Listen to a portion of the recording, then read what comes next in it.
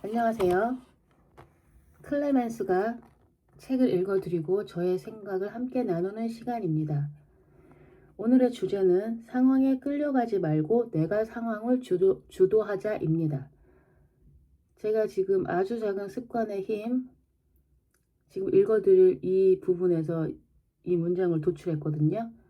어떤 부분인지 제가 읽어드릴게요. 긍정적인 경험과 연결시키는 법을 배운다면 어려운 습관 역시 매력적인 것이 될 수 있다. 때때로 마인드셋을 살짝만 바꿔도 된다. 예를 들어 우리는 종종 어떤 날 무슨 일을 해야 할지에 대해 이야기한다. 일찍 일어나 출근해야 해. 영업을 위해 전화를 몇 통 해야 해. 저녁에는 가족을 위해 음식을 만들어야 해 등. 자, 여기서 단어 하나만 바꿔보자. 해야 한다, have to를 해내다, get to로 바꾸는 것이다. 일찍 일어나 출근을 해낸다.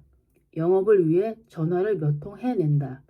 가족을 위해 음식을 만들어낸다 등 단순히 단어 하나를 바꿈으로써 각 사건에 대한 관점을 바꾼다. 즉 이런 행동들을 부담이 아니라 기회로 보도록 바꾸는 것이다.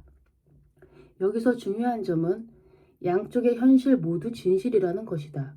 우리는 이런 일들을 해야 하고 그럼으로써 그것들을 해낸다. 그러나 양쪽 중 어떤 마인드셋을 취해야 하는지에 대해서는 다음 이야기를 읽고 생각해 보자. 언젠가 휠체어를 사용하는 남자에 관한 이야기를 들은 적이 있다. 움직임이 제한되어 힘들지 않느냐는 질문에 남자는 이렇게 대답했다고 한다. 저는 휠체어 때문에 제약을 받지 않습니다. 휠체어는 오히려 자유를 주지요. 휠체어가 없다면 저는 침대를 떠날 수도 집을 나설 수도 없을 테니까요. 이런 관점 변화는 그의 삶의 방식을 완전히 바꿔 놓았다.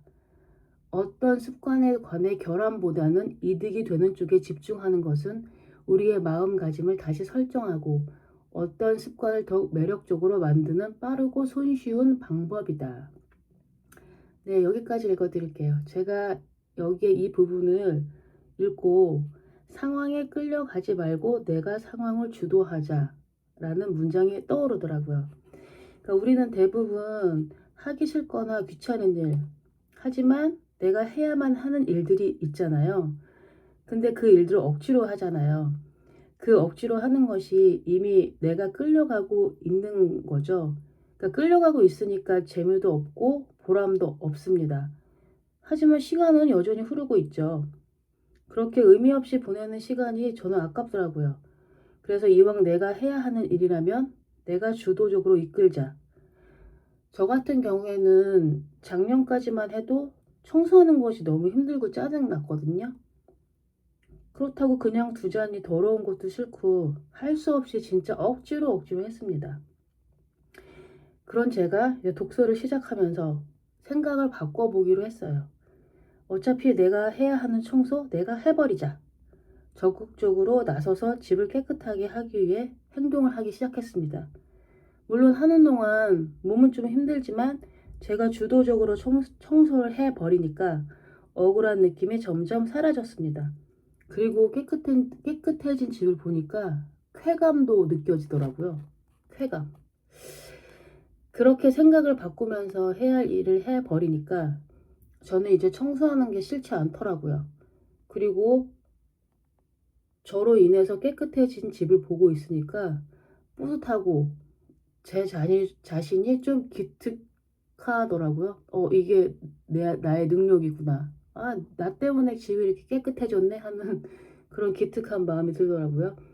그래서 저는 큰 일이든 사소한 일이든 제가 해야 하는 일이라면 그 일들에 억지로 끌려가는 것이 아니라 내가 기꺼이 그 일을 해준다고 그렇게 생각하기로 마음먹었습니다. 그러면 저는 그런 상황에 끌려가는 게 아니라 내가 상황을 끌고 가는 거다. 나는 상황을 주도하며 나에게 주어진 시간을 지배하는 사람이 되는 겁니다.